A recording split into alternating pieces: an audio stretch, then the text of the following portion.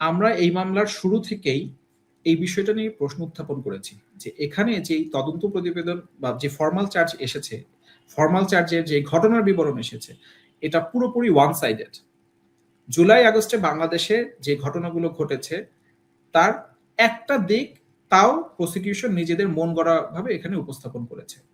সেখানকার সার্বিক পরিস্থিতি, ওই সময় কি পরিস্থিতি ছিল সেটা এখানে প্রসিকিউশন আনেনি। সেখানে যে সহিংসতাগুলো হয়েছে একদম জুলাইয়ের মাঝামাঝি থেকে 5ই আগস্ট পর্যন্ত এবং তার পরবর্তী সময়ে, সেগুলোর ব্যাপারে প্রসিকিউশনের অভিযোগপত্রে একটি শব্দ, একটি লাইনও নেই। ঘটনাগুলো কি তাহলে ঘটেনি? জাতিসংঘের প্রতিবেদনেই কিন্তু অনেকগুলো ঘটনা এখানে এসেছে। আপনি যেমনটি বলছেন নরসিংদীর জেলখানায় আক্রমণ করে 800 বন্দীকে ছাড়িয়ে নেয়া, যার মধ্যে 9 জন চিহ্নিত জঙ্গি ছিলেন। তারপরে বিভিন্ন রাষ্ট্রীয় স্থাপনায় হামলা, বিভিন্ন নিউজ চ্যানেলে, বিভিন্ন মিডিয়া হাউসে হামলা। এটা আগস্টের 1, 2, 3 তারিখে ওই সময় হয়েছে। এই ঘটনাগুলো কিন্তু জাতিসংঘের প্রতিবেদনে এসেছে। এবং 19শে জুলাই যাত্রাবাড়ি রায়েরবাগে 2 জন পুলিশকে পিটিয়ে মেরে তাদেরকে ওভারব্রিজের সাথে ঝুলিয়ে রাখা, এই বিষয়গুলো জাতিসংঘের প্রতিবেদনে এসেছে। কিন্তু ঘটনার এই দিকগুলো প্রসিকিউশন আনেনি। যেখানে সহিংসতা হয়েছে, যেখানে আইনশৃঙ্খলা রক্ষাকারী বাহিনীর সাথে তাদের সংঘর্ষ হয়েছে, সেটা কেন হয়েছে, পেছনের কারণটা কি, এগুলো তদন্তকারী কর্মকর্তা এগুলোর বিষয়ে কোনো তদন্তই করেনি। আমরা প্রশ্ন করেছিলাম তাকে, কিন্তু তিনি এই ঘটনাগুলো ঘটনাস্থলগুলোতেও যাননি, ঘটনাগুলোর বিষয়ে তদন্ত করেননি। সেখানে চিহ্নিত কিছু রাজনৈতিক গোষ্ঠী, জঙ্গি গোষ্ঠী, তারা এই আন্দোলনকে ব্যবহার করে বিভিন্ন নাশকতা করেছে এবং এগুলো আমরা ডকুমেন্টে ট্রাইব্যুনালে আমরা প্রমাণ করেছি। পরবর্তীতে এই বিষয়গুলো গণমাধ্যমে এসেছে, বিভিন্ন গণমাধ্যমে এসেছে। একটি রাজনৈতিক দলের সরাসরি সম্পৃক্ততা, এটা বিবিসির একটি রিপোর্টে এসেছে। সেখানে সেই দলটির নায়েবে আমির তিনি স্পষ্ট বলেছেন এই আন্দোলনে তারা পরিচয় গোপন করে তাদের দল এবং তাদের ছাত্র সংগঠন অংশগ্রহণ করেছে এবং তারা খুব সতর্ক ছিলেন, কৌশলী ছিলেন যেন তাদের পরিচয়টা প্রকাশ না পায়। এটা 30শে জুলাই 2025 সালে বিবিসি বাংলায় এটা একটা রিপোর্ট হয়েছে। সুতরাং হাসানুল হক ইনু তখন তার টেলিভিশন ইন্টারভিউতে যে বক্তব্য দিয়েছেন সেটা ফ্যাকচুয়ালি কারেক্ট ছিল, সেটাই কিন্তু পরবর্তীতে প্রমাণ হয়েছে। বাংলাদেশে আন্তর্জাতিক অপরাধ ট্রাইব্যুনালে এর মধ্যেই শেখ হাসিনা এবং শেখ হাসিনার সরকারের সাবেক স্বরাষ্ট্রমন্ত্রী আসাদুজ্জামান খান কামালের মৃত্যুদণ্ডের রায় ঘোষিত হলেও দুজনেই এখন পর্যন্ত দেশের বাইরে থাকায়, কেউই গ্রেফতার অবস্থায় না থাকায় মৃত্যুদণ্ডের রায় কার্যকর করা সম্ভব হয়নি বা সেটা নিয়ে একটা অনিশ্চয়তা আছে। কিন্তু এই ঈদের পরেই নাকি হাসানুল হক ইনু, শেখ হাসিনা সরকারের আমলের দীর্ঘ সময়ের তথ্যমন্ত্রী এবং জাসদ সভাপতি, তার মামলার রায় হতে যাচ্ছে আন্তর্জাতিক অপরাধ ট্রাইব্যুনালে এবং এমন একটা জোর জল্পনা ছড়িয়ে পড়েছে যে হাসানুল হক ইনুর মৃত্যুদণ্ডের রায় কার্যকর করার মাধ্যমেই 2024-এর জুলাই আগস্ট হত্যার বিচার কার্যকর করা শুরু হবে। কুষ্টিয়ায় 6টি হত্যার দায়ে অভিযোগ আনা হয়েছে হাসানুল হক ইনুর বিরুদ্ধে। তাছাড়াও আন্তর্জাতিক অপরাধ ট্রাইব্যুনালে শেখ হাসিনার সঙ্গে থেকে আন্দোলনকারীদের দমনে গুলির নির্দেশ দেওয়া, কুষ্টিয়ায় পুলিশ সুপারকে ফোন করে আন্দোলনকারীদের গুলির নির্দেশ দেওয়া, এরকম নানা অভিযোগে যে মামলাটির রায় হতে যাচ্ছে সেখানে একমাত্র অভিযুক্ত আসামি হাসানুল হক ইনু। হাসানুল হক ইনুর বিরুদ্ধে এই মামলা, এই রায়, এসব নিয়ে কথা বলতে আমি তার আইনজীবীর সঙ্গে যুক্ত হয়েছি, কারণ বিশেষভাবে এ আলাপটাও চলছে যে হাসানুল হক ইনুর বিরুদ্ধে এই মামলার রায় এক রকমের বিচার নাকি রাজনৈতিক প্রতিশোধে পরিণত হতে যাচ্ছে। আমার সঙ্গে যুক্ত হয়েছেন ব্যারিস্টার সিফাত মাহমুদ। সিফাত মাহমুদ, আপনাকে স্বাগত জানাই। ব্যারিস্টার সিফাত মাহমুদ, এই যে হাসানুল হক ইনুর রায়টা হয়ে যাচ্ছে, মানে কুষ্টিয়ায় 6টি হত্যাকাণ্ড তিনি ঘটিয়েছেন, সেটা একটা তার বিরুদ্ধে প্রধান অভিযোগ। কিন্তু সে সময় তো 2024-এর জানুয়ারির নির্বাচনে তো হাসানুল হক ইনু এমপি নির্বাচিত হতে পারেন নাই, আর তখন তো তিনি আর শেখ হাসিনার মন্ত্রীও নাই, কিন্তু তিনি 6টি হত্যাকাণ্ড ঘটিয়েছেন ঢাকায় বসে এবং শেখ হাসিনাকে উস্কানি দিয়েছেন এবং মানে এছাড়াও হেলিকপ্টার, ড্রোন, নানা কিছু ব্যবহার করতে তিনি উস্কানি দিয়েছেন। এসব অভিযোগও তার বিরুদ্ধে আছে। অভিযোগগুলো কি প্রমাণ করা গেছে হাসানুল হক ইনুর বিরুদ্ধে, নাকি যেমনটা অনেকেই বলছেন যে জামায়াতে ইসলামীর নেতৃবৃন্দের যখন এই ট্রাইব্যুনালে বিচার হয়েছিল 2013-14 সালে, তখন হাসানুল হক ইনু তথ্যমন্ত্রী থাকা এবং সংবাদ মাধ্যমে ক্রমাগতভাবে প্রতিক্রিয়া জানানোই তার এই ফাঁসির রায় হতে যাওয়ার পেছনে একটা ভূমিকা রাখছে। ফাঁসির রায় হচ্ছে তাহলে আপনার মক্কেলের? ফাঁসির রায় হচ্ছে কিনা সেটা তো আসলে রায় ঘোষণার আগে বলা কঠিন, আমরা তো সেটা আগে থেকে ধরে নিতে পারি না। কিন্তু এই মামলায় প্রসিকিউশন যে অভিযোগ এখানে এনেছে এবং এই অভিযোগ প্রমাণের জন্য তারা যে সমস্ত তথ্যপত্র এখানে হাজির করেছে, এটার ভিত্তিতে শুধু একজন আইনজীবী হিসেবে না, আইনজীবী হিসেবে আমি তো চাইবই, আমি তো বলবোই যে আমার মক্কেল তিনি খালাস পাবেন, কিন্তু এই মামলায় প্রসিকিউশন যে সমস্ত তথ্যপত্র এখানে হাজির করেছে তার ভিত্তিতে এটা যে কোনো রিজনেবল মানুষই এটা বলবেন যে এই মামলায় হাসানুল হক ইনুকে অভিযুক্ত করার মতো বিন্দু মাত্র কোনো উপাদান এখানে নেই। সুতরাং সেখানে ফাঁসি তো দূরের কথা, আমরা তার খালাস আশা করি। এখন বাকিটা আদালতের সিদ্ধান্ত। মানে উনাকে একা অভিযুক্ত করা হলো কেন এই মামলায়? মানে কুষ্টিয়ায় উনি যদি সেখানকার পুলিশ সুপারকে নির্দেশনা দিয়ে থাকেন এবং পুলিশ সুপার সাথে সাথে গুলি চালাতে থাকেন আর 6 জন নিহত হয়ে যান, তাহলে হাসানুল হক ইনু একা দোষী কেন? কারা গুলি করেছেন সেগুলো কি চিহ্নিত করা হয়েছে? বা সেই পুলিশ সুপারকে কেন এই মামলায় দোষী করা হলো না? মানে আপনি যদি একটু মামলাটার বিস্তারিত বলেন। আর যে 6 জনকে নিহত বলা হচ্ছে, সে 6 জন কি আসলেই জুলাইয়ের ওই সময়টাতেই নিহত হয়েছিলেন? কারণ অনেক ক্ষেত্রেই তো আমরা দেখি যে যারা মামলা করেছেন, যাদের নামে মামলা করা হয়েছে, দেখা যাচ্ছে যে তারা সে সময়ে মৃত নন বলে তাদের পরিবাররাই অনেক ক্ষেত্রে দাবি করছেন। হাসানুল হক ইনুর বিরুদ্ধে অভিযোগগুলো এবং যা যা প্রমাণাদি হাজির করেছেন তদন্তকারী কর্তৃপক্ষ, সেখানে হিসাব মিলেছে কিনা? এখানে হাসানুল হক ইনুর বিরুদ্ধে মোট 8টি অভিযোগ আনা হয়েছে। তার মধ্যে কুষ্টিয়ার 6টি হত্যাকাণ্ড এটি একটি অভিযোগ, 8 নম্বর অভিযোগ। 8 নম্বর অভিযোগে 6টা কাউন্ট, তার মধ্যে এই কুষ্টিয়ার 6টি ঘটনা। কুষ্টিয়ার 6টি ঘটনা দিয়ে যদি শুরু করি, এই ঘটনায় যারা নিহত হয়েছেন তারা, তাদের পরিবারের সদস্যরা এবং একটি মামলায় তাদের একজন পরিচিত ব্যক্তি, তারা কুষ্টিয়া সদর থানায় 5টি এফআইআর করেছেন, মামলা করেছেন, এবং আরেকজন ভিকটিমের পরিবারের পক্ষ থেকে কুষ্টিয়া আদালতে সিআর মামলা একটি করা হয়েছে, যেটা পিবিআই কে তদন্তের নির্দেশ দিয়েছিলেন ওখানকার আদালত। এই 6টি মামলায় ঘটনার যে বিবরণ দেওয়া হয়েছে এবং যে সমস্ত আসামিদের নাম উল্লেখ করা হয়েছে, সেখানে কোথাও হাসানুল হক ইনু বা জাসদের কারো নাম উল্লেখ করা হয়নি। এবং সেখানে ঘটনার যে বিবরণ, সেই বিবরণ এবং এই ট্রাইব্যুনালের প্রসিকিউশন ঘটনার যে বিবরণ দিয়েছে, এর মধ্যে বেশ তারতম্য রয়েছে, বেশ গরমিল এখানে আমরা পেয়েছি। এবং আমরা এই মামলার ইনভেস্টিগেশন অফিসারকে তার জেরায় প্রশ্ন করেছিলাম তিনি এই মামলাগুলোর বিষয়ে জানেন কিনা বা তদন্ত করেছেন কিনা। তিনি সোজা সাপটা উত্তর দিয়েছেন এই মামলাগুলোর বিষয়ে তার কোনো ধারণা নেই। অথচ তিনি আবার বলেছেন তিনি কুষ্টিয়া সদর থানা ভিজিট করেছেন তদন্তের সময়, মামলাগুলো কুষ্টিয়া সদর থানায় হয়েছে। তাহলে উনি যদি সদর থানা ভিজিট করে থাকেন, ওই সময় এই ঘটনাগুলো নিয়ে কি কি মামলা হয়েছে, কেউ কোনো অভিযোগ করেছেন কিনা, এগুলো তার জানার কথা। কিন্তু তিনি বললেন এই মামলা সম্পর্কে তার কোনো ধারণাই নেই। তার মানে এই মামলার, এই ট্রাইব্যুনালের যে মামলা, এই মামলার যে তদন্ত, এই তদন্তটাকে আমরা বলছি একটা পারফাংশন ইনভেস্টিগেশন, তদন্তটাই ত্রুটিপূর্ণ এবং এখানে কোনো তদন্ত আদৌ হয়নি এই বিষয়ে। এবং আরেকটা ইন্টারেস্টিং ঘটনা আপনাকে বলি, এই যে 6 জনের যে হত্যাকাণ্ডের যে বিষয়টা আছে, কুষ্টিয়ার এই ঘটনা নিয়ে ট্রাইব্যুনালে আরেকটি মামলা চলছে। সেই মামলার আসামি আওয়ামী লীগের নেতা মাহবুবুল আলম হানিফ সহ আরো বেশ কয়েকজন। একই ঘটনায় হাসানুল হক ইনুর বিরুদ্ধে অভিযোগ আনা হয়েছে, তাকে একা আসামি করে একটা মামলা চলছে, আবার এই ঘটনায় আরো কয়েকজনকে আসামি করে আরেকটা মামলা চলছে। এই প্রশ্নটা আমরা ট্রাইব্যুনালে উত্থাপন করেছিলাম যে এটা, এতে তো আসলে সঠিক ঘটনা, সঠিক বিষয় উদ্ঘাটন হবে না। কিন্তু ট্রাইব্যুনাল দুটো মামলায় আলাদা বিচার করছেন। তো এই কুষ্টিয়ার 6টি হত্যাকাণ্ডের বিষয়ে হাসানুল হক ইনুকে আসলে সম্পৃক্ত করার মতো কোনো সাক্ষ্য প্রমাণ এখানে প্রসিকিউশন হাজির করতে পারেনি। এবং এখানে যারা নিহত হয়েছেন তাদের পরিবারের সদস্য বা তাদের বন্ধু বান্ধব যারা ঘটনাস্থলে উপস্থিত ছিলেন, এরকম কাউকেই এখানে সাক্ষী করা হয়নি।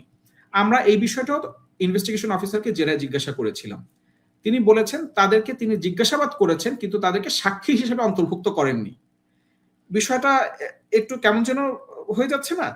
যে তাদেরকে তিনি জিজ্ঞাসাবাদ করেছেন, কিন্তু এই মামলায় সাক্ষী হিসাবে তাদেরকে তালিকায় অন্তর্ভুক্ত করেননি। কেন করেননি? তারা তো পরিবারের সদস্য বা তারা ঘটনাস্থলে উপস্থিত ব্যক্তি, তারাই তো ঘটনা সম্পর্কে প্রকৃত তথ্য দিতে পারবেন। নিশ্চয়ই তাদের কাছ থেকে এরকম কোনো তথ্য পাননি যে এই ঘটনার সাথে জনাব হাসানুল হক ইনু জড়িত, যে কারণে তাদেরকে আসলে সাক্ষী হিসেবে এখানে হাজির করা হয়নি। এই প্রশ্ন তো উঠতেই পারে।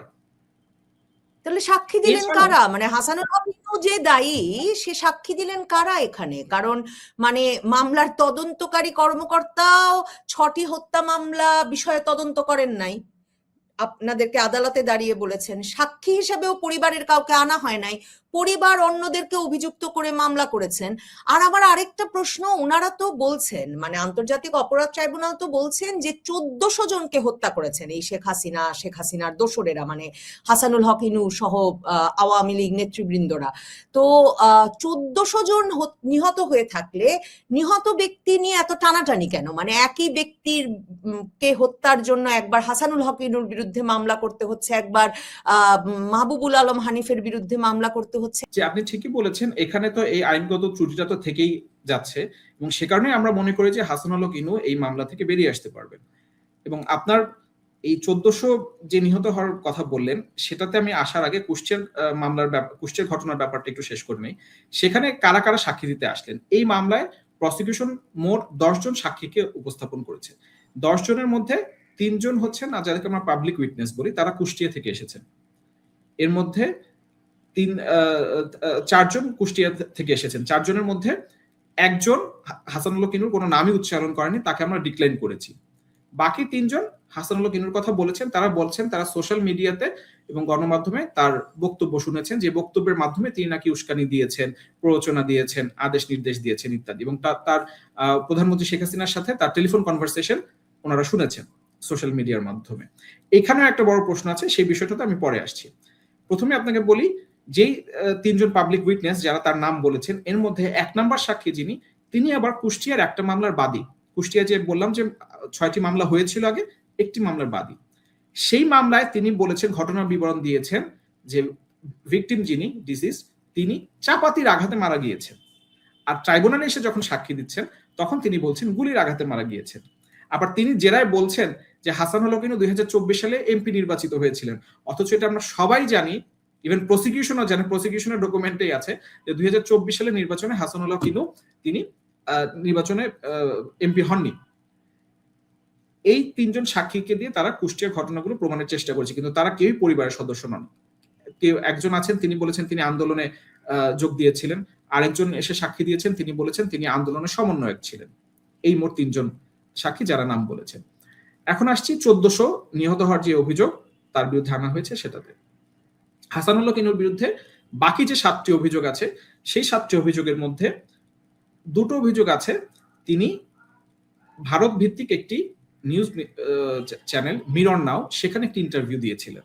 সেই ইন্টারভিউতে প্রসিকিউশনের বক্তব্য অনুযায়ী এই ইন্টারভিউর মাধ্যমে তিনি ইনসাইট করেছেন, ফ্যাসিলিটেট করেছেন, এইডিং করেছেন, অ্যাবেটমেন্ট করেছেন এবং এই হত্যার নির্দেশ দিয়েছেন, অর্ডার করেছেন।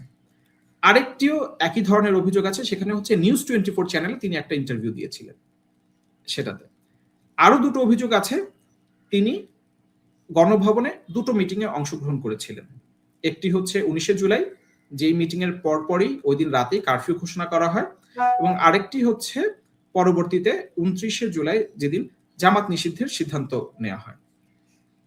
আর 2টি অভিযোগ আছে, তিনি তৎকালীন প্রধানমন্ত্রী শেখ হাসিনার সাথে টেলিফোনে কথা বলেছেন। এই টেলিফোনে কথা বলার মাধ্যমেও তিনি অপরাধ করেছেন, তিনি ষড়যন্ত্র করেছেন, পরিকল্পনা করেছেন ইত্যাদি ইত্যাদি। আর একটি অভিযোগ আছে যে তিনি কুষ্টিয়ার পুলিশ সুপারের সাথে টেলিফোনে কথা বলে তাকে তিনি নির্দেশ দিয়েছেন, আদেশ দিয়েছেন এই হত্যাকাণ্ডের জন্য। কিন্তু এই পুলিশ সুপারের সাথে কথোপকথনের কোনো কল রেকর্ড প্রসিকিউশন এখানে হাজির করতে পারেনি। এমনকি এই পুলিশ সুপার, আমরা বলছি এই পুলিশ সুপার এখনো চাকরি করছেন, তাকে আসামিও করেননি, তাকে সাক্ষীও করেননি।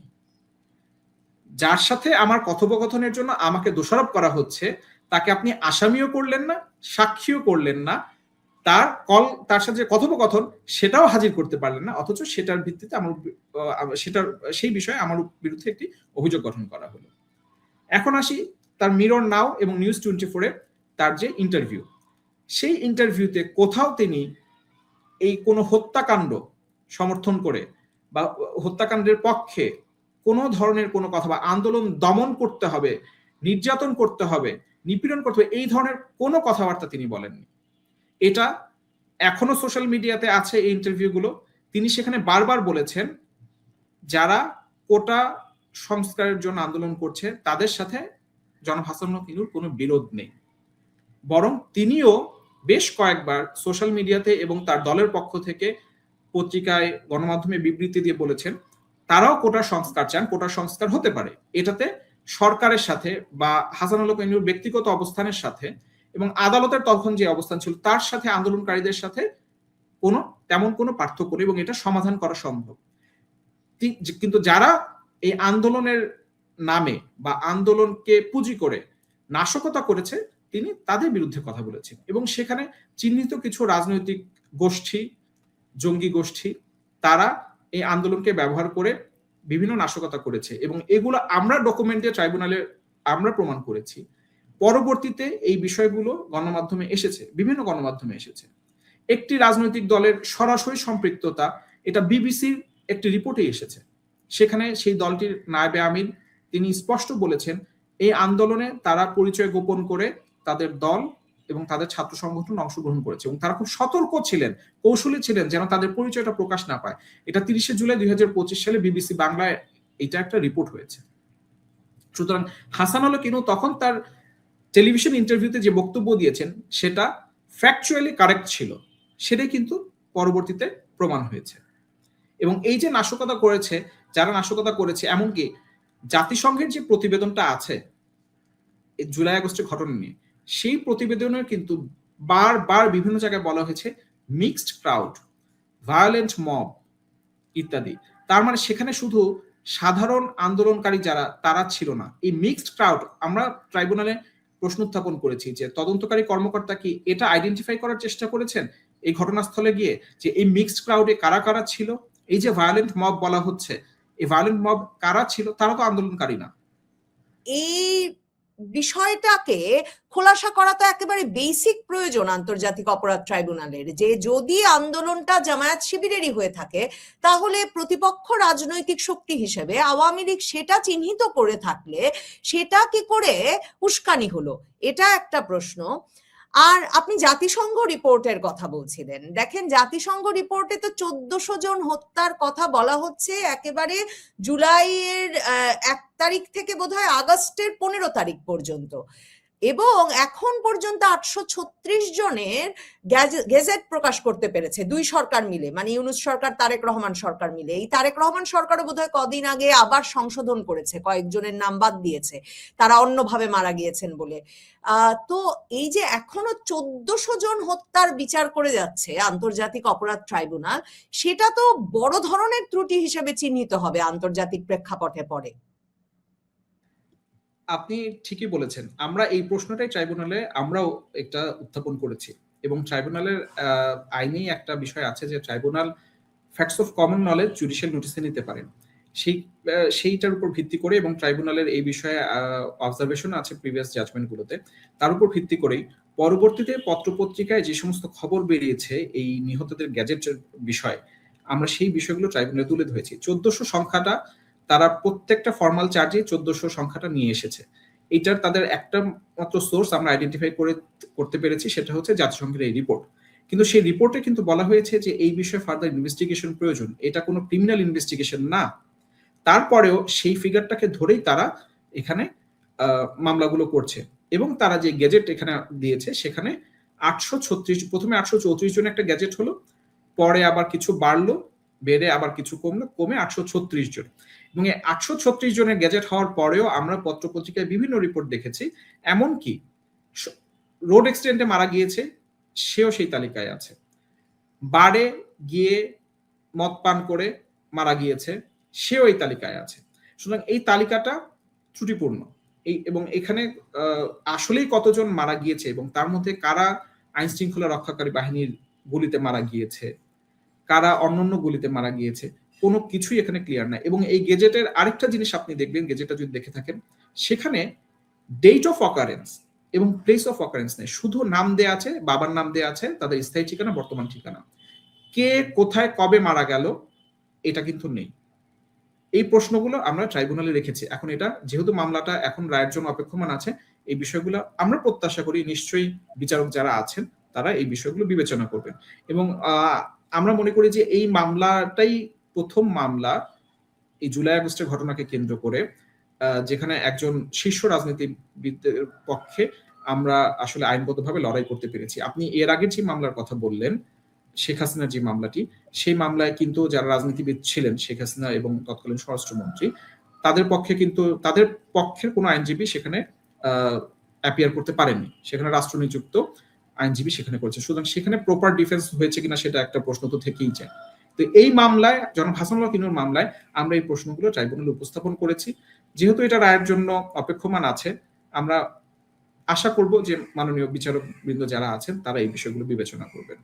মানে এবং এত বড় খুঁত যে আপনি যা বললেন, মানে যে কুষ্টিয়ার আদালতে একজনের হত্যার বিচার হচ্ছে যে চাপাতি দিয়ে তাকে খুন করা হয়েছে, তার পরিবার সে অভিযোগে মামলা করেছে, আর আন্তর্জাতিক অপরাধ ট্রাইব্যুনালে তিনি গুলিতে মরেছেন সেই অভিযোগে মামলা হচ্ছে। মানে কে কোথায় কাকে মেরেছে শুধু তো তাই নাই, মানে প্লেস অফ অকারেন্স এবং সেটা তো নাই, তা নাই কিভাবে মারা গেছেন এ বিষয়ে তার মানে দুই আদালতে একই ব্যক্তির দুভাবে মারা যাওয়ার বিচার চলছে। এরকম ত্রুটি রেখে যদি আন্তর্জাতিক অপরাধ ট্রাইব্যুনাল রায় দিয়ে দেয়, এরপরে কি প্রতিকার আছে? মানে এই যে মুখে মুখে ঘুরছে যে, কারণ মাত্র 5 মাসে তো বিচার হয়ে গেল, এত বড় বিচার, তো মানে আন্তর্জাতিক অপরাধ ট্রাইব্যুনাল ঈদের পরেই রায় দেবে, তারপরেই ফাঁসি, কিন্তু এরপরে তো আপিলে যাওয়ার সুযোগ আছে, তারপর কি রিভিউয়ে যাওয়ার সুযোগ আছে। মানে এটিএম আজহারুল ইসলাম জামাত নেতার ক্ষেত্রে তো আমরা দেখলাম উনি বহু বছর কারাগারে থাকলেন মৃত্যুদণ্ডের রায় হওয়ার পর। ট্রাইব্যুনালের রায় চূড়ান্ত রায় নয়। এখানে যদি আসামিকে খালাস দেওয়া হয় তাহলে প্রসিকিউশন আপিল করতে পারবে, বা আসামিকে যদি যে সাজা দেওয়া হয়েছে এটা যদি প্রসিকিউশন মনে করে যে এই সাজাটা অপর্যাপ্ত, তার বিরুদ্ধে প্রসিকিউশন আপিল করতে পারবে। এবং আসামিকে যদি দোষী সাব্যস্ত করা হয় তাহলে আসামিও এই মামলায় আপিল বিভাগে আপিল করতে পারবে, এবং আপিলটা হবে বাংলাদেশ সুপ্রিম কোর্ট আপিল বিভাগে সরাসরি। আপিল বিভাগে এই মামলার যদি আপিল হবে, সেই আপিল শুনানির শেষে যে রায় হবে, সেই রায়ের বিরুদ্ধে যারা সংক্ষুব্ধ হবেন তারা আবার রিভিউ করতে পারবে। রিভিউ হওয়ার পরে, এবং ইতিপূর্বে ট্রাইব্যুনাল আগের যে বিচারগুলো করেছে 1971 সালে মুক্তিযুদ্ধের সময়কার মানবতা বিরোধী অপরাধে যে বিচারগুলো করেছে, সেখানে আমরা দেখেছি অনেক আসামি রাষ্ট্রপতির কাছে প্রাণ ভিক্ষা আবেদনও করেছিলেন। তো এখানে অনেকগুলো ধাপ এখনো বাকি আছে। সুতরাং ট্রাইব্যুনাল যদি কোনো ফাঁসির রায় দিয়েও দেয়, যেটি অনেকেই ধারণা করছেন হতে পারে, সেটাই যে আসলে চূড়ান্ত রায় না, তারপরে আপিল বিভাগে আপিলের সুযোগ আছে, এবং আপিলের সিদ্ধান্ত সুপ্রিম কোর্টের আপিল বিভাগ যেই সিদ্ধান্ত দিবেন, একদম আপিল তারপরে রিভিউ শেষ করে সেটাই আসলে চূড়ান্ত রায় হিসেবে প্রতিষ্ঠিত হবে। এখন যে প্রশ্নটা করব, আদালত অবমাননা মনে করলে আপনি সেটার উত্তর দেবেন না, কিন্তু আমার মতো সাধারণ মানুষকে এই প্রশ্ন করতেই হবে। মানে ট্রাইব্যুনালের যে প্রসিকিউশন টিম ছিল, জামায়াতের আইনজীবী, এবি পার্টির আইনজীবী তাজুল ইসলামের নেতৃত্বে, চিফ প্রসিকিউটর তাজুল ইসলামের নেতৃত্বে, সেই চিফ প্রসিকিউটর তাজুল ইসলাম যে রাজসাক্ষী করতে কিংবা মামলায় অভিযুক্তর নামের তালিকা থেকে বাদ দিতে তাজুল ইসলামের প্রসিকিউশন টিম বস্তা ভর্তি টাকা নিয়ে বিভিন্ন ব্যক্তির সঙ্গে দেখা করছিলেন, তারপর টাকা চেয়ে আইনজীবীকে বারবার ফোন করছিলেন কোনো একজন অভিযুক্তের, সেসব ফোন রেকর্ড বেরিয়েছে। তার প্রসিকিউশন টিম এই অভিযোগ তিনি তাকে পদ থেকে সরানোর পরের দিনই নিয়ে হাজির হয়েছেন যে বস্তা ভর্তি টাকা নিয়ে তার প্রসিকিউশন টিমের সদস্যদের সঙ্গে পুলিশ সদস্য এবং অন্যান্য ব্যক্তিরা দেখা করতেন, এবং তার ফলে তাদেরকে রাজসাক্ষী করার সুযোগ দেওয়া হয়েছে। এবং সেই কেলেঙ্কারির তদন্ত হবে বলে নতুন চিফ প্রসিকিউটর আমিনুল ইসলাম ঘোষণা দিলেন। এখন প্রসিকিউশন টিমের বিরুদ্ধে এমন ঘোরতর দুর্নীতির অভিযোগ চলার পর সেই প্রসিকিউশন টিমের করা তদন্তের ভিত্তিতে এই যে আপনাদের মামলার রায় প্রায় হতে চলছে, সেটার উপর আদালত ভরসা রাখছেন কি করে? মানে আর ওই দুর্নীতির তদন্তেরই বা কি অবস্থা? দেখুন, এই প্রশ্নগুলো আমরাও ট্রাইব্যুনালে করেছিলাম যখন তাজুল ইসলাম ট্রাইব্যুনাল থেকে পদত্যাগ করলেন এবং নতুন চিফ প্রসিকিউটর নিয়োগ পেলেন। তখন আমরা ট্রাইব্যুনালে এই মামলাটি পুনর্তদন্তের জন্য একটি আবেদন করেছিলাম। ট্রাইব্যুনাল আমাদের আবেদনটি গ্রহণ করেননি, এবং তাজুল ইসলাম সহ যাদের বিরুদ্ধে অভিযোগ এখানে বিভিন্ন গণমাধ্যমে এসেছে, শুধুমাত্র জনাব তাজুল ইসলাম এবং আরেকজন প্রসিকিউটর সাইমুম রেজা, এই দুইজন ট্রাইব্যুনাল থেকে পদত্যাগ করেছেন। কিন্তু তাজুল ইসলাম সাহেবের সাথে নিয়োগপ্রাপ্ত বাকি প্রসিকিউটররা কিন্তু এখানে আছেন এবং তারাই এই মামলা করছেন। আদালত অবমাননার যে বিষয়টা বললেন, আমি এটাকে আসলে আদালত অবমাননার মতো মনে করছি না, তাই আপনার প্রশ্নের উত্তর দিচ্ছি। কারণ আদালতের বিরুদ্ধে কিছু বলছি না। প্রসিকিউশনের সমালোচনা করা তো একজন ডিফেন্স লয়ার হিসেবে এটা তো আমার অধিকার। আমি তো প্রসিকিউশনের সমালোচনা করতেই পারি। এই যে প্রসিকিউশন টিম, তাজুল ইসলামের নেতৃত্বাধীন প্রসিকিউশন টিম, তারা এই মামলার যে ফর্মাল চার্জ দিয়েছে, আপনি যদি এই অভিযোগগুলোর ধরনগুলো একটু পড়েন এবং এই অভিযোগের আগে তারা একটি রাজনৈতিক পটভূমি ব্যাখ্যা করার চেষ্টা করেছেন এবং এইটা আমরা ট্রাইব্যুনালে আমাদের যে ডিসচার্জ পিটিশন সেখানেও আমরা বলেছি এবং আমরা যে একটি পরবর্তীতে মামলা শেষ করার পরে যে একটি লিখিত আর্গুমেন্ট দিয়েছি সেখানে আমরা বলেছি।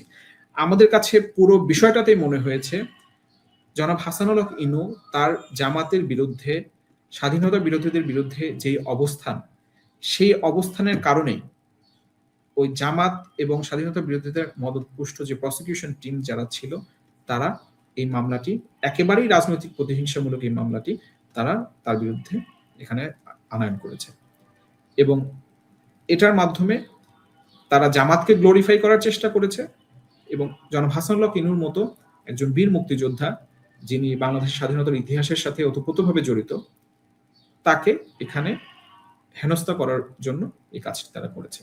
আপনার কাছে আরেকটা প্রশ্ন না করলেই নয়, জাতিসংঘের রিপোর্ট নিয়ে কথা উঠলো তো, আর হাসানুল হক ইনুর মামলার অভিযোগ গুলো দেখার সময় দেখছিলাম ওই যে হেলিকপ্টার দিয়ে গুলি ছোড়া, ড্রোন দিয়ে গুলি ছোড়া, হত্যাকাণ্ড চালানো, এসব অভিযোগও তার বিরুদ্ধে আছে।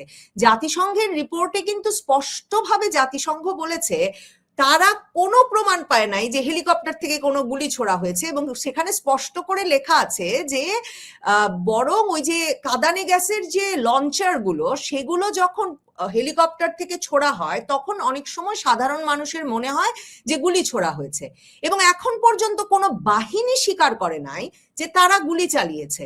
মানে র্যাব তো তখনও সংবাদ সম্মেলন করেছে, পরেও সংবাদ সম্মেলন করেছে যে তারা হেলিকপ্টার থেকে কোনো গুলি ছোড়েনি।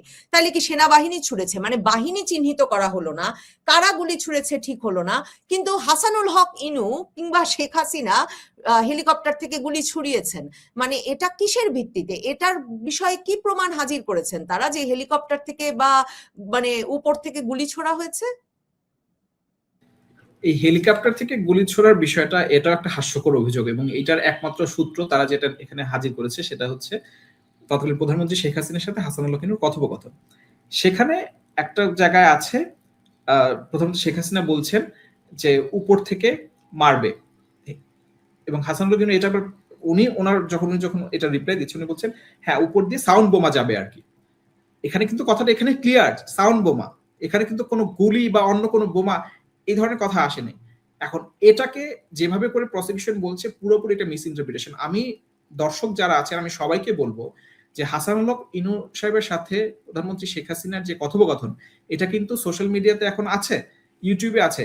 আপনারা পুরোটা শুনেন, পুরোটা শুনলে আপনারা সেখানে নিজেরাই আপনারা অনুধাবন করবেন যে এটাকে কিভাবে মিস ইন্টারপ্রিট করা হচ্ছে, কিভাবে এটার অপব্যাখ্যা দিয়ে তাকে এখানে দোষারোপ করা হচ্ছে, তাকে এবং শেখ হাসিনা দুজনকেই একই সাথে দোষারোপ করা হচ্ছে।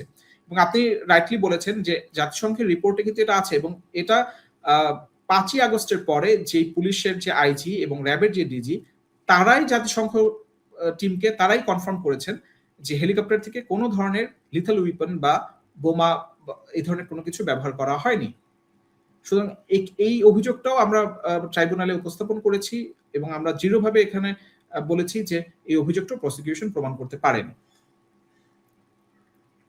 কিন্তু মানে শেষ করব, কিন্তু এই যে রাজনৈতিক প্রতিহিংসার বিচার কিনা, এটা যদি আন্তর্জাতিক ট্রাইব্যুনাল যদি সেই অংশটা না মানে প্রণিধানযোগ্য বলে মনে না করেন, মানে তারা যদি সেটা প্রণিধান না করেন, বিবেচনায় না নেন, তাহলে আসলে এই বিচারগুলা হয় কিনা? কারণ সরকার ছিল, সরকারের ক্ষমতায়, তাদের জনবিশৃঙ্খলা রোধ করবার কথা, সহিংসতা রোধ করবার কথা আইন শৃঙ্খলা রক্ষাকারী বাহিনীর, অথচ সেখানে যে ব্যাপক সহিংসতা হচ্ছিল আন্দোলনের নামে সেটা স্বীকার করা হচ্ছে না। কিংবা হাসানুল হক ইনু যেমনটা বলছিলেন যে জামাত শিবির জঙ্গি বাহিনী জড়িত, জেলখানাগুলো ভেঙে ভেঙে নরসিংদী থেকে শুরু করে বিভিন্ন জেলখানা ভেঙে ভেঙে জঙ্গিদের বের করে নিয়ে আসা হলো, তারা ব্যাপক মানে দেশীয় অস্ত্রশস্ত্র নিয়ে সহিংসতা চালাতে থাকলো বিভিন্ন জায়গায়, সেসব রিপোর্টেড হলো পর্যন্ত। তখনও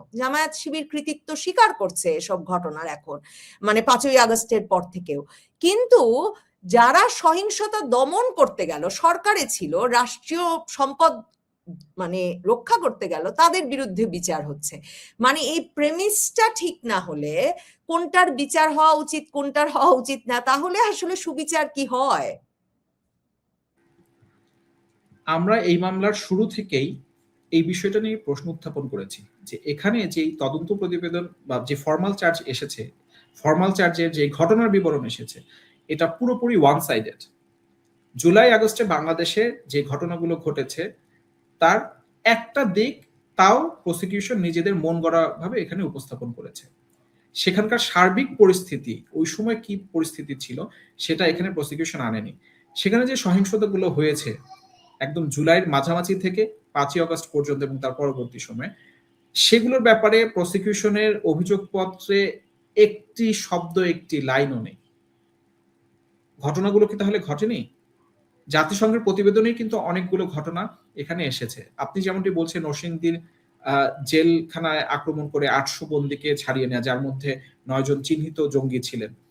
তারপরে বিভিন্ন রাষ্ট্রীয় স্থাপনায় হামলা, বিভিন্ন নিউজ চ্যানেলে, বিভিন্ন মিডিয়া হাউসে হামলা, এটা আগস্টের 1, 2, 3 তারিখে ওই সময় হয়েছে। এই ঘটনাগুলো কিন্তু জাতিসংঘের প্রতিবেদনে এসেছে। এবং 19শে জুলাই যাত্রাবাড়ি রায়েরবাগে 2 জন পুলিশকে পিটিয়ে মেরে তাদেরকে ওভারব্রিজের সাথে ঝুলিয়ে রাখা, এই বিষয়গুলো জাতিসংঘের প্রতিবেদনে এসেছে। কিন্তু ঘটনার এই দিকগুলো প্রসিকিউশন আনেনি। যেখানে সহিংসতা হয়েছে, যেখানে আইন শৃঙ্খলা রক্ষাকারী বাহিনীর সাথে তাদের সংঘর্ষ হয়েছে, সেটা কেন হয়েছে, পেছনের কারণটা কি, এগুলো তদন্তকারী কর্মকর্তা এগুলোর বিষয়ে কোনো তদন্তই করেনি। আমরা প্রশ্ন করেছিলাম তাকে, কিন্তু তিনি এই ঘটনাস্থলগুলোতেও যাননি, ঘটনাগুলোর বিষয়ে তদন্ত করেননি। এগুলো তদন্ত না করে এই প্রশ্নের জায়গাগুলো উনি রেখে দিয়ে এই মামলায় একটি প্রতিবেদন তিনি দাখিল করেছেন, যার ভিত্তিতে প্রসিকিউশন ফর্মাল চার্জ এখানে দাখিল করেছে। সুতরাং এখানে এই প্রসিকিউশন যে অভিযোগ এনেছে এবং এটার ভিত্তিতে যে বিচার, আমরা শুরু থেকে শেষ পর্যন্ত এই প্রশ্নটা করে গিয়েছি। এবং এখানে দেখা যাচ্ছে যে অন্তর্বর্তী সরকার যারা ছিলেন তারা একটু দায় মুক্তি দিয়েছেন। এই দায় মুক্তির আওতাটা কি হবে সেটাও নিশ্চয়ই আদালতের বিবেচনা করা উচিত। কারণ ঘটনাটা একপাক্ষিক, কোনোভাবে একপাক্ষিক ছিল না। এবং যত দিন যাচ্ছে তত নতুন নতুন তথ্য আমরা জানতে পারছি। সেই সময়কার যারা কুশীলব ছিলেন তাদের মাধ্যমে আমরা জানতে পারছি। স্নাইপারের ব্যবহার, এটা সম্পর্কে অন্তর্বর্তী সরকারের প্রথম যে স্বরাষ্ট্র উপদেষ্টা ছিলেন তিনি বলেছেন, তিনি পরবর্তীতে অন্তর্বর্তী সরকার চলে যাওয়ার পরেও বলেছেন, তিনি বলেছেন, তিনি ক্লিয়ারলি না বললেও তিনি বলেছেন যে তিনি বারবার চেয়েছিলেন বিষয়টার তদন্ত হোক, কিন্তু তদন্ত হয়নি। আপনার অনুষ্ঠানেও সম্ভবত আপনি এটার উপর একটা অনুষ্ঠান করেছিলেন, তদন্ত কিন্তু হয়নি। পরবর্তীতে আইন উপদেষ্টা যিনি ছিলেন আসিফ নজরুল, ডক্টর আসিফ নজরুল, তিনিও কিন্তু বিবিসি বাংলাকে একটি সাক্ষাৎকারে বলেছেন যে 5ই আগস্টের কয়েকদিন আগে তাকে একজন, তার কাছে মনে হচ্ছে তিনি সেনা কর্মকর্তা, তাকে বলেছে যে স্নাইপারের ব্যবহার হচ্ছে। তাহলে স্নাইপার কারা ব্যবহার করলো? এটা তো পুলিশের কাছে ছিল না, পুলিশ তো এটা ব্যবহার করে না। সুতরাং জুলাই আগস্টের সার্বিক ঘটনার কোনো পূর্ণাঙ্গ তদন্ত এখন পর্যন্ত হয়নি, বরং সেটা না করে যাদেরকে এখানে অভিযুক্ত করে আসামি করা হচ্ছে, এটা পুরোপুরি রাজনৈতিক প্রতিহিংসামূলক এবং রাজনৈতিক উদ্দেশ্যে এটা করা হচ্ছে। সেখানে যদি আইন শৃঙ্খলা রক্ষাকারী বাহিনীর কোনো সদস্য যদি অতিরিক্ত বল প্রয়োগ করে থাকেন, সেটার যেমন আইডেন্টিফাই করা উচিত এবং কেন করেছেন সেটা তদন্ত করে দেখা উচিত। যদি আসলে অতিরিক্ত বল প্রয়োগ করে কাউকে মেরে থাকেন সেটারও বিচার হওয়া উচিত। কিন্তু সেই তদন্তগুলো না করে কে কার গুলিতে মারা গিয়েছে, কেন সেখানে ঘটনাটি ঘটেছে, পূর্ণাঙ্গ তদন্ত না করে একজন রাজনৈতিক নেতার উপরে সব দোষ চাপিয়ে দেয়া, এটা আসলে ন্যায় বিচার, এটার মাধ্যমে ন্যায় বিচার কখনো অর্জিত হতে পারে না। অসংখ্য ধন্যবাদ ব্যারিস্টার সিফাত মাহমুদ। ধন্যবাদ দর্শক যারা এতক্ষণ সঙ্গে ছিলেন।